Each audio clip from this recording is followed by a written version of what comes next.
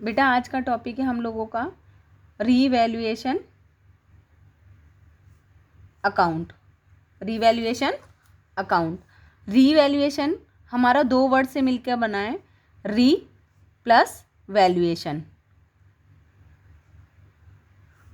Revaluation का मतलब होता है दोबारा या वैल्यूएशन का मतलब होता है मूल्यांकन करना, दोबारा मूल्यांकन करना। अब दोबारा मूल्यांकन एसेट बिजनेस में किस चीज़ का हो सकता है दोबारा मूल्यांकन? क्योंकि बिजनेस हमारी कंपनी बिजनेस दो चीज़ों से मिलके बना होता है, किस किस से? Assets and liability. बिजनेस दो चीज़ों से मिलके बना होता है, एसेट्स से और लाइबिलिटी से। तो रीवैल्यू भी किसकी हो सकती है भाई? एसेट्स बदल सकती हैं और लाइबिलिटी भी कम या ज़्यादा हो सकती हैं। तो रीवैल्यूएशन भी हमेशा किसका होता है? सिर्फ इन्हीं दो चीज़ों का होता है, एसेट्स का और लाइबिलिटीज़ का। अब रीवैल्यूएशन हमें रीवैल्यूएशन की ज़रूरत क्यों है?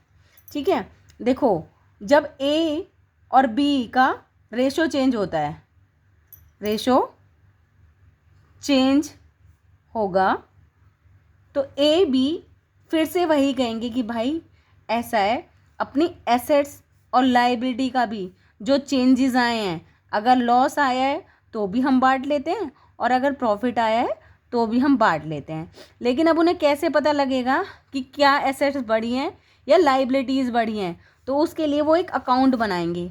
कौन सा अकाउंट बनाएंगे? Revaluation account. कब? जब रेशो चेंज होगा, जब उनका ओल्ड रेशो बदल के न्यू रेशो में चेंज हो जाएगा, उससे पहले ही वो एक अकाउंट बनाएंगे जिसका नाम होगा रीवैल्यूएशन अकाउंट। कैसे बनता है रीवैल्यूएशन अकाउंट? अच्छा, रीवैल्यूएशन अकाउंट है ना, एक हमारा कौन सा अकाउंट होता है? नॉमिनल अकाउंट होता है, नॉमिनल अकाउंट। दूसरा P&L एडजस्टमेंट अकाउंट भी कहते हैं इसे, एडजस्टमेंट अकाउंट। तो रिवैल्यूएशन हमारा कौन सा अकाउंट होता है? Nominal account. और profit and loss adjustment account. अच्छा, नॉमिनल अकाउंट का रूल क्या था 11th क्लास में? Debit all expenses and losses, credit all incomes and gains. Same revaluation account भी हमारा वैसा ही अकाउंट है, लेकिन अब यहाँ पर प्रॉफिट और लॉस किसका देखा जाएगा?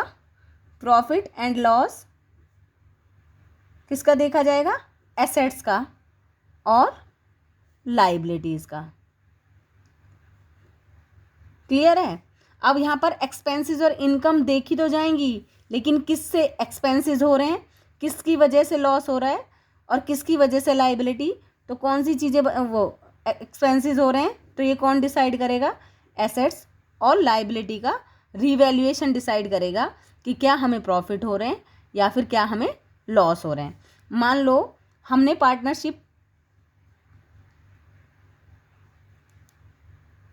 पार्टनरशिप स्टार्ट की थी 2010 में और नाउ 2021 है अब।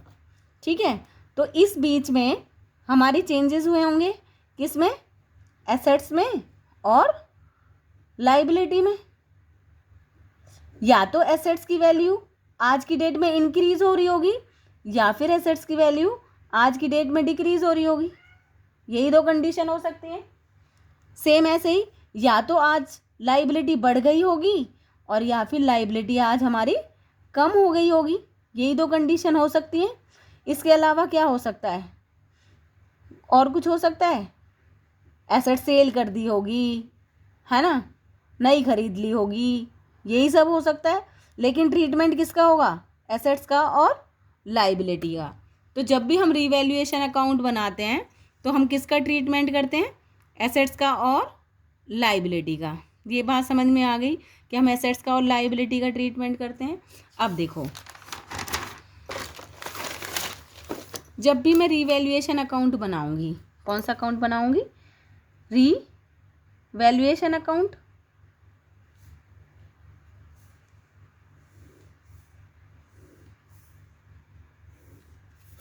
कौन सा अकाउंट होता है ये? एक तरह से नॉमिनल, या फिर इसको क्या कहते हैं, P&L adjustment account, adjustment account. इसमें हमें किसका ट्रीटमेंट करना है? बस दो चीज़ों का, एसेट्स का और लाइबिलिटीज का। ठीक है, अब देखो एसेट्स का ट्रीटमेंट कैसे कैसे हो सकता है। एसेट्स या तो इंक्रीज हो गई होंगी या फिर डिक्रीज हो रही होंगी। इंक्रीज और डिक्रीज कैसे हो सकती है? 2010 में जब मैंने बिजनेस स्टार्ट किया तो मेरी बिल्डिंग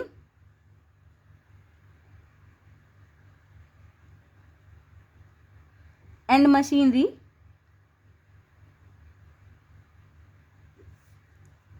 की कॉस्ट थी ना जो, वो 5 लाख थी। क्या थी? 5 लाख थी। और अब 2021 में उसी बिल्डिंग की और मशीनरी की कॉस्ट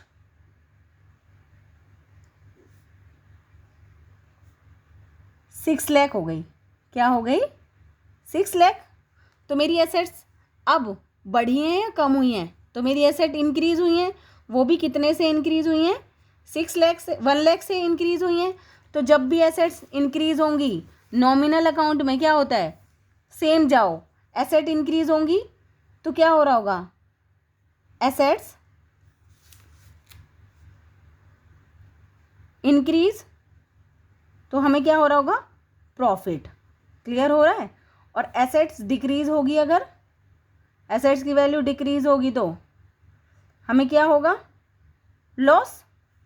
क्लियर है? अब देखो नॉमिनल अकाउंट का रूल क्या होता है? Debit all the expenses and losses और credit all incomes and gains.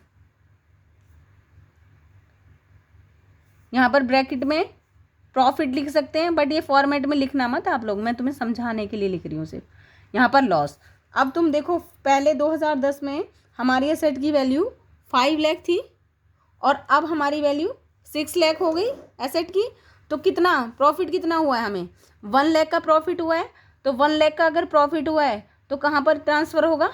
इधर की तरफ ट्रांसफ़र होगा। ठीक है, तो मैं क्या कर दूँगी?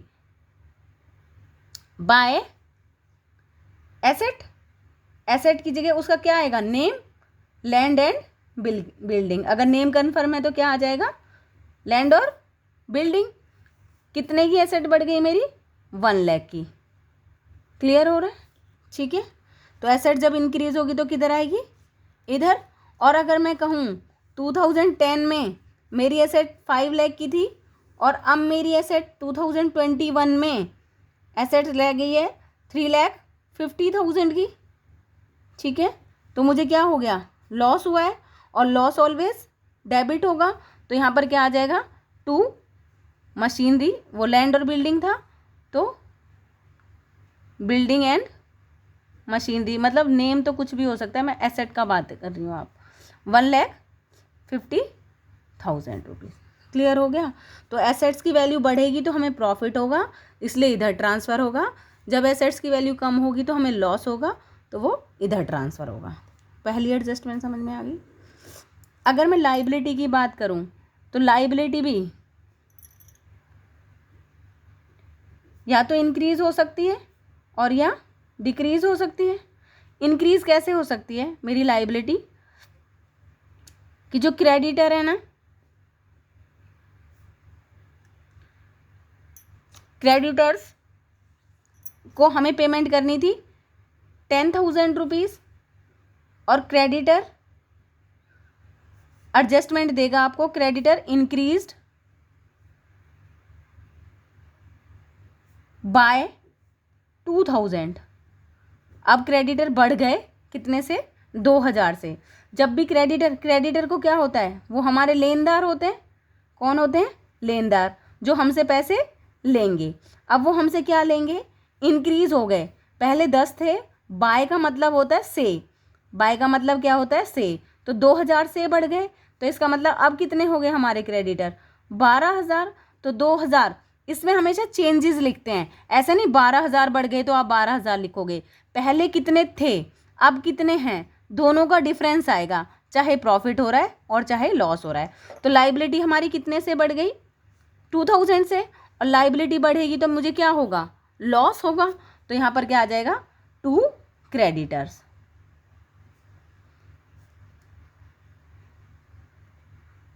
कितना, 2,000 रुपीज़। क्लियर है, आ गया समझ में।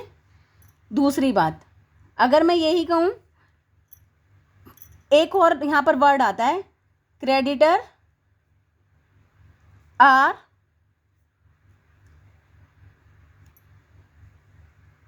Not to be liabled. ठीक है, क्रेडिटर अब लाइबल नहीं है, इसका मतलब लाइबल नहीं है, इसका मतलब मुझे उन्हें पैसा नहीं देना, नहीं देना। Not are to be liabled, ये वर्ड बहुत मिलेगा आपको रिवैल्यूएशन में, creditors are not to be liabled, ठीक है, नॉट टू बी रिकॉर्डेड, ऐसे कुछ वर्ड मिलेंगे आप लोगों को। ऐसे डायरेक्ट नहीं बोलेगा क्रेडिटर इनकेस, वो कहेगा creditor are not to be liabled, अब उन्हें पैसा नहीं देना, नहीं देना। तो यहाँ ये एडजस्टमेंट होगी, पहले क्रेडिटर देगा आपको और कह देगा creditor are not to be liabled, अब पैसा नहीं देना, नहीं देना, तो इसका मतलब 10,000 से मेरे क्रेडिटर क्या हो गए, कम हो गए। क्रेडिटर कम मतलब लाइबिलिटी डिक्रीज, और लाइबिलिटी डिक्रीज होगी तो किधर आएगी, बाय क्रेडिटर, कितने 1,000 से। अब यहाँ पर तो पैसा देना ही नहीं है, तो इसका मतलब 10 के 10,000 रुपये नहीं देने। बाय में और टोटल में डिफरेंस देख लेना, यहाँ तक समझ में आ गया, ठीक है, क्लियर। एक और चीज़ है सेकंड, अगर मैं इसी का एक और एग्जांपल लूँ, प्रोविज़न फॉर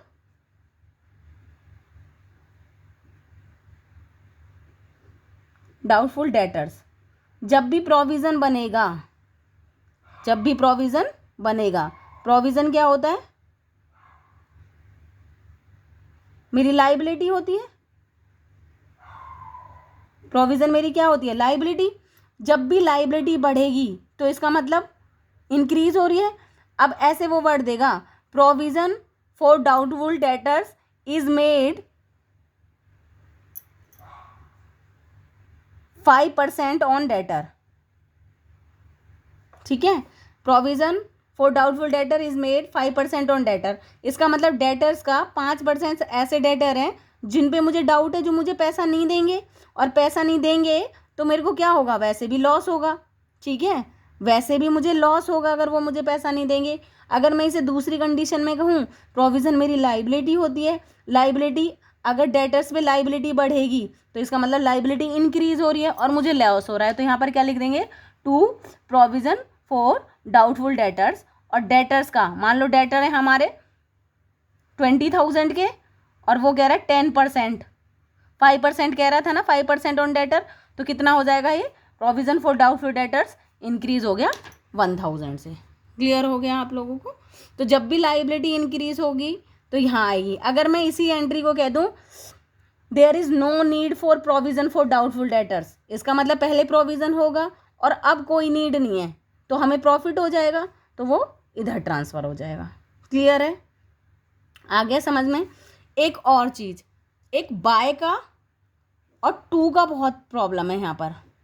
बाय का मतलब होता है से, और टू का मतलब होता है डिफरेंस, ठीक है। बाय का मतलब है अगर machinery, A machinery is increased by 1,000, इसका मतलब 1,000 से बढ़ गई है, तो यहाँ पर इंक्रीज हो गई तो 1,000 एंट्री हो जाएगी। और अगर मशीनरी पहले थी 6 लाख और इंक्रीज टू 6, पहले थी 5 लाख और अब हो गई, यहाँ पर होगा building and machinery increased to 6 lakh, तो मतलब पहले 5 थी अब 6 हो गई, 6 तक हो गई, मतलब 2 का मतलब होता है यहाँ पर तक, तो इसका मतलब डिफरेंस आएगा। बाय में और टू में देख लेना, बाय का मतलब होता है इतने से ही बढ़ गई, जितना बाय दे रखा है उतने की उतनी एडजस्टमेंट होगी। लेकिन टू का मतलब क्या होता है, पहले इतनी थी, और टू का मतलब होता है तक, अब यहाँ तक बढ़ गई या यहाँ तक कम हो गई, ठीक है, तो तक में क्या आएगा, डिफरेंस आएगा।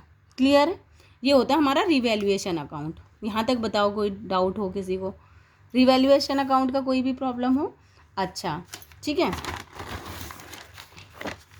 उसके बाद हमारा जो भी हमारा रिवैल्यूएशन अकाउंट है,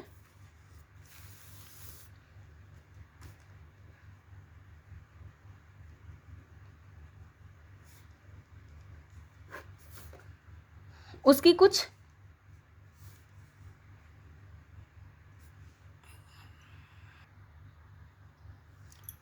मेन कंडीशंस अगर मैं अब यहाँ से कंक्लूज़न निकालूँ, ठीक है, तो ये बच्चे कुछ फॉर्मेट लर्न कर लेते हैं, तो कुछ फॉर्मेट लर्न कर लेते हैं और कुछ रिवैल्यूएशन का लॉजिक समझते हैं। तो मैंने लॉजिक समझाया है, देखो यहाँ पर आता है पर्टिकुलर, पा का इसका बनता है पर्टिकुलर, और रिवैल्यूएशन में कोई डेट नहीं होती क्योंकि किसी पर्टिकुलर डेट पे रिवैल्यूएशन अकाउंट नहीं बनता।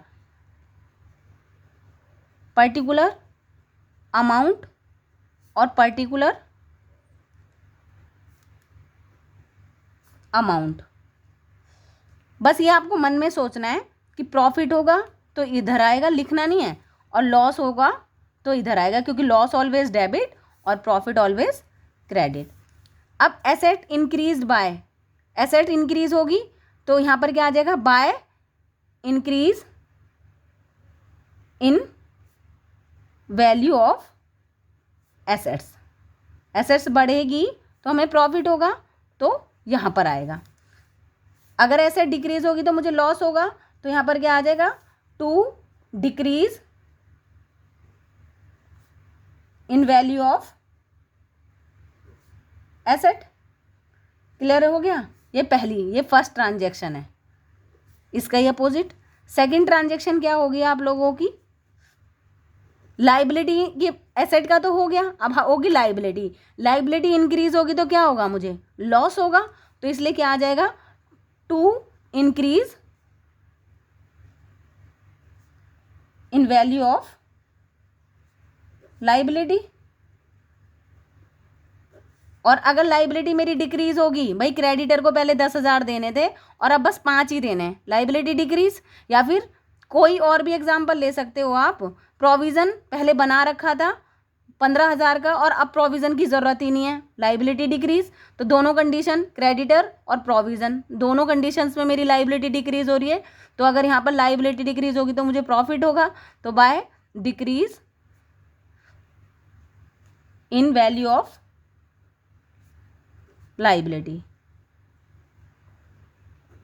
एक और कंडीशन होती है, क्या, एसेट्स अनरिकॉर्डेड थी,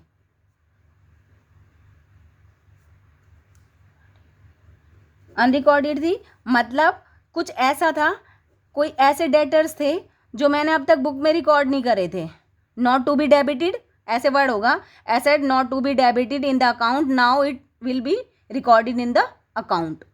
क्लियर है? तो पहले एसेट नहीं थी, एसेट जब भी बढ़ेगी मुझे फ़ायदा होगा, तो यहाँ पर क्या आ जाएगा, कोई भी ऐसा कहता है कि पहले एसेट रिकॉर्ड नहीं थी और अब रिकॉर्ड करेंगे, तो by unrecorded asset. Unrecorded asset का मतलब भी तो यही है ना, एसेट बढ़ गई। या फिर अनरिकॉर्डेड लाइबिलिटी होगी, पहले क्रेडिटर नहीं थे, अब क्रेडिटर को पैसा देना है, पहले प्रोविज़न नहीं बनाना था, अब प्रोविज़न बनाना है। ठीक है, आ गई बात समझ में? पहले क्रेडिटर्स का अकाउंट में कुछ नहीं लिखा हुआ था, लेकिन अब क्रेडिटर क्लेम मांग रहे हैं, अब उनको पैसा देना है, तो कुछ भी बोल सकता है, लेकिन क्रेडिटर बढ़ेंगे। अनरिकॉर्डेड लाइबिलिटी भी वर्ड दे सकता है, वो डायरेक्ट भी दे सकता है, liability was unrecorded and now it was to recorded. ठीक है, यहाँ पर आ जाएगा आपका, ये थर्ड कंडीशन हो गई। अनरिकॉर्डेड एसेट होगी तो प्रॉफिट होगा, और अनरिकॉर्डेड लाइबिलिटी को अब मैं रिकॉर्ड करूँगी तो मुझे नुकसान हो जाएगा, अनरिकॉर्डेड लाइबिलिटी। ठीक है, अगर देखो प्रॉफिट का बैलेंस ज़्यादा आता है, ठीक है, प्रॉफिट का बैलेंस ज़्यादा आएगा, तो इधर क्या आ जाएगा, टू प्रॉफिट ट्रांसफर टू जो भी पार्टनर है, ए बी कैपिटल। क्लियर है यहाँ तक? और अगर लॉस आता है तो यहाँ पर आ जाएगा बाय लॉस ट्रांसफर टू ए और बी। आ गई बात समझ में? अगर लॉस का बैलेंस ज़्यादा आता है, प्रॉफिट का कम, तो लॉस वाला बैलेंस आएगा। अगर प्रॉफिट का बैलेंस ज़्यादा आता है, लॉस का कम आता है, तो लॉस वाला, वो प्रॉफिट वाला बैलेंस आएगा। वो तो आप लोगों ने 11th में समझ ही रखा है। क्लियर है? इसके अलावा रिवैल्यूएशन अकाउंट में कुछ नहीं है। अब देखो आप लोग एक बार आपकी बुक में ही दे रखा है ये टॉपिक।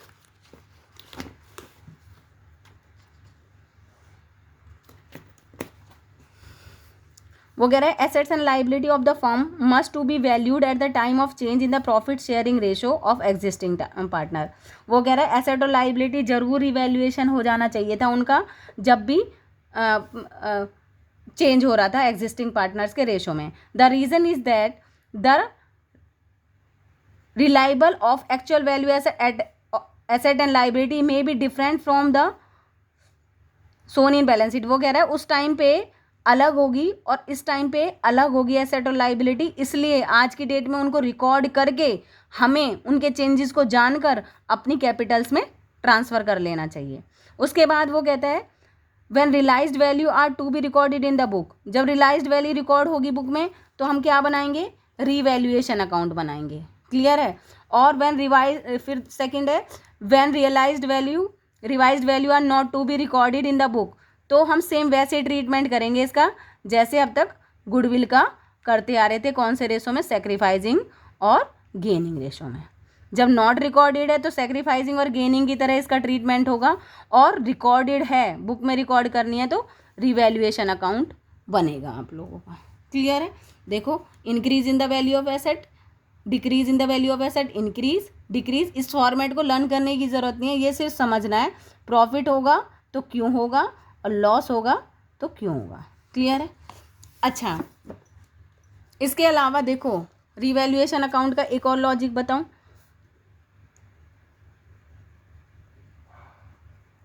अकाउंट, ठीक है, एसेट्स की वैल्यू अगर बढ़ेगी, एसेट का कौन सा बैलेंस होता है? एसेट्स का डेबिट बैलेंस होता है। कौन सा बैलेंस होता है एसेट्स का? Debit balance. अगर उसकी वैल्यू इंक्रीज होगी तो वो क्या होगी? डेबिट। तो एसेट्स अकाउंट डेबिट,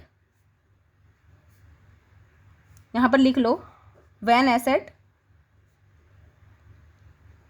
इंक्रीज। ठीक है, एसेट की वैल्यू बढ़ेगी तो एसेट बढ़ेगी तो एसेट डेबिट होगी और रिवैल्यूएशन क्या हो जाएगा? क्रेडिट हो जाएगा।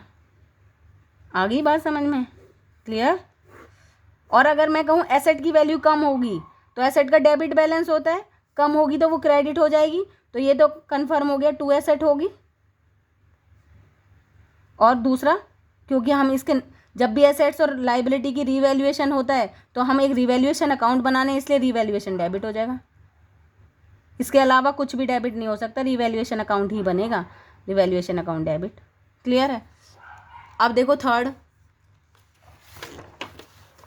अगर लाइबिलिटी का कौन सा बैलेंस होता है? क्रेडिट। वो इंक्रीज होगी तो क्रेडिट होगी और डिक्रीज होगी तो डेबिट होगी। 11th में पढ़ रखा है। अगर लाइबिलिटी इंक्रीज हो रही है,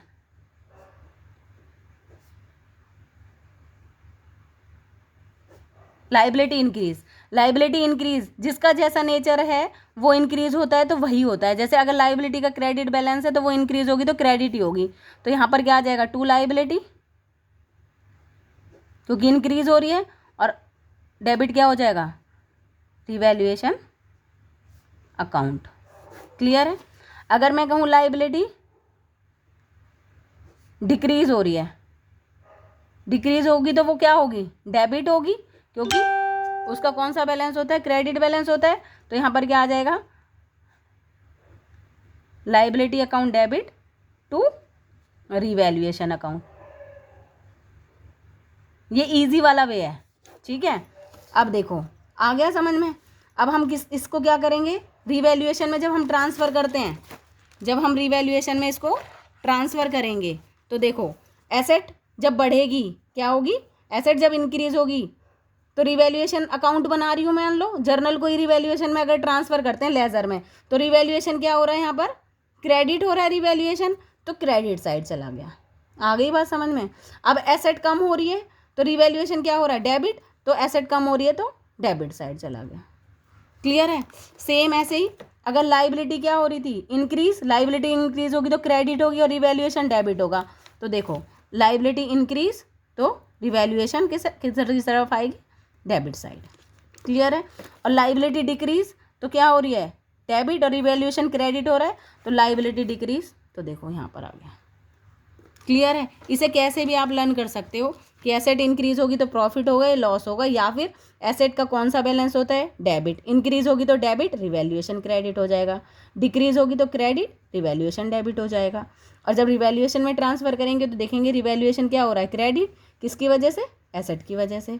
रिवैल्यूएशन क्या हो रहा है, डेबिट, किसकी वजह से, एसेट की वजह से। कैसे भी आप ट्रांसफ़र कर सकते हो। ये हमारा रिवैल्यूएशन अकाउंट है बेटा, ठीक है। इसकी थोड़ी ज़्यादा टफ नहीं है, लेकिन एक बार मेरी वीडियो को ध्यान से सुन लोगे तो मुझे लगता नहीं है आप लोगों को कोई भी प्रॉब्लम आएगी। 2 बाय में प्रॉब्लम आती है बच्चों को एक तो, ठीक है, और एक आ जाती है अंडर वैल्यूड, ओवर वैल्यूड में। वो मैं आपको एडजस्टमेंट समझा दूंगी आगे जब रिवैल्यूएशन अकाउंट 3rd चैप्टर में आएगा मेन, ठीक है। तो रिवैल्यूएशन अकाउंट समझ में आ गया कैसे बनाते हैं, ये इसका फॉर्मेट समझ में आ गया।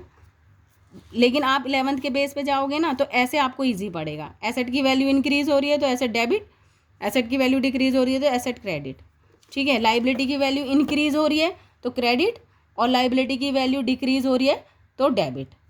दूसरा वाला क्या आना है, रिवैल्यूएशन ही आना है। इसके अलावा कुछ नहीं आ सकता, कभी नहीं कैपिटल आएगा, कुछ नहीं आ सकता। सिर्फ रिवैल्यूएशन अकाउंट ही है जिसमें लाइबिलिटी और एसेट्स की दोबारा से वैल्यूएशन करके ट्रांसफ़र करते हैं। उसके बाद वो खुद ही रिवैल्यूएशन से ही कैपिटलों में ट्रांसफ़र हो जाती है, रिवैल्यूएशन से ही कैपिटल में ट्रांसफ़र हो जाती है। वो डायरेक्ट नहीं है, कभी भी ट्रांसफ़र हो सकती। ठीक है बेटा, क्लियर हो गया होगा बच्चों। थैंक यू बेटा।